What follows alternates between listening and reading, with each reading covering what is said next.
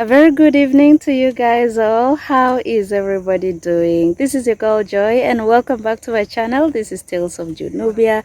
I am coming to you from the farm today. But guys, first things first, let me show you the beautiful sunset from our farm. See how beautiful the sunset is.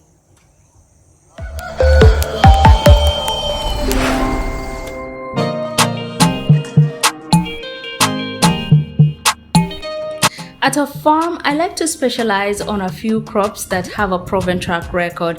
And usually these are crops that I have grown in the past, that I have worked with and feel like I do have a good grasp and mastery of. And at this stage of our farm, specialization is very paramount, because when you have too many crops and you're farming them in large scale, it is really difficult to do sequencing, and it can very easily overstretch you guys. It can easily overstretch your financial strength, your manpower, and your time resources. And time is very expensive in farming. But once in a while, I like to try a new crop that seems promising. But whatsoever, if you're newbie in horticulture farming, guys, there's absolutely nothing wrong in getting involved in a number of crops at a time, because specialization from the get-go without any prior practical farming is pretty much difficult, and you will be lying to yourself, and is really close to delusion, because theory alone can never replace the knowledge you get from actual farming practice. And so, how did I get myself to try these cabbages?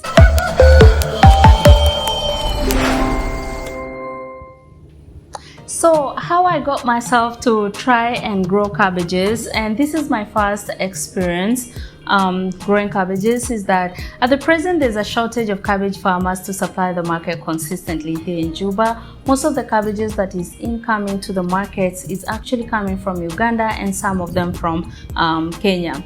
And so one of our contracted clients has been on my case for the longest time, requesting that I give it a shot. And the demand is a little bit big, because they were asking me, for starters, to provide them with at least 1,200 heads of cabbages per day. And so guys, what that means is that one has to transplant at least 8,400 seedlings per week to be able to meet that demand. And initially I was really hesitant of his request and just turned him down because of the nature of this crop and just knowing the weather patterns here in Juba. Cabbage is a cool season crop which loves plenty of water, especially in its infancy. And so they do not love growing when it's hot, and if the temperatures start to get over 27 degrees Celsius consistently, they will stop growing, or they will start to bolt and go to flowering stage.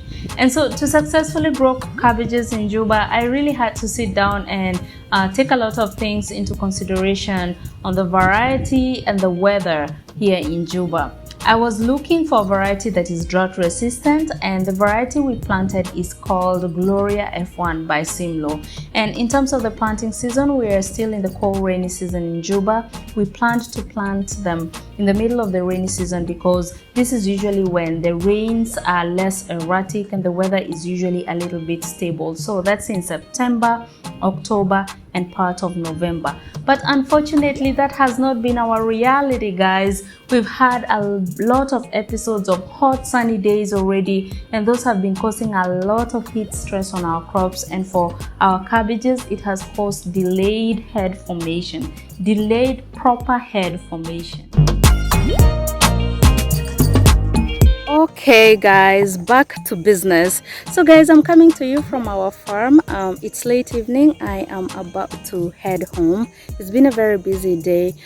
So I am not smiling today, because right in front of me is our cabbage that we are about to clear. And it's kind of sad, but let me show you what's going on with this cabbage. We've been really patient with this cabbage. It's past the time that it's supposed to start forming the head, but it's not doing that. And so we've consulted with our agronomist, and we've gotten two opinions from two of our agronomists, and they have suggested that the best thing to do is actually to clear the cabbage, and I'll explain to you why. But let me show you the stage and the status of the cabbage right behind me. Where Right behind me, you can see our workers. They're actually clearing the small ones that we had planted. So this portion in front of me is the remaining part that we will be clearing soon. So let me show you what's going on.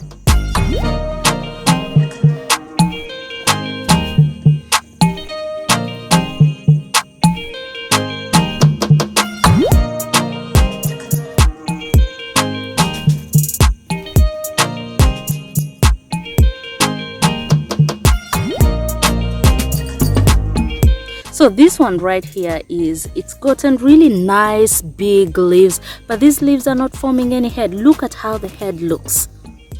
It's not at all. The leaves are very big and lush. This one right here is struggling, and you can see also it seems like pest infestation over here, but you can see that the head is struggling a lot. The leaves are big and they should have already started forming the head. So that is the story all around these cabbages, all across our cabbages. Big and luscious leaves, but they are struggling to form the head. This one is another very interesting one. So guys, that is the situation with our cabbages at the moment. Right behind me, like I said, is our workers who are still continuing to work. Guys, I'm so blessed to have really great workers who are so dedicated to their work. Sometimes they just blow my mind off by working overtime, and I really do appreciate their work, and they're so willing to learn. So guys, that's the situation with our cabbage right now, and that is, you know, that's business, that's agriculture for you. You should always come into agriculture knowing that there are risks. Sometimes you win and sometimes you lose. So unfortunately, that is our story with the cabbages.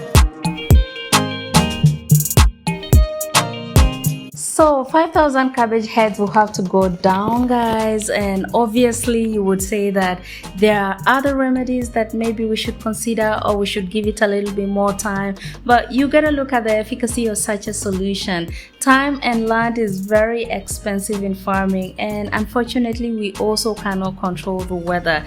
And so these are just some of the challenges of open field farming. And so if you're coming to farming again, this is one of the realities. You can imagine this entire field, we have to let it go, and that's a lot of money that is going down the pipeline. And that's farming for you, and so is life. You have to learn from each mistake and be hardened by them to deal with the challenges and to soldier on in life. This is just what happens sometimes in farming. And so guys, that's it. That's the new update. And so what is the big lesson for us and for you is that we make mistakes and we learn from them, and it's not the end of the world. And for you, learn from the mistakes of others, and so that you don't fall into the same. And that's why guys, I really truly do love sharing my farming experience with you, so we can all learn from each other, we can all uphold and share ideas and better ourselves, because sometimes social media can be very deceptive and misleading.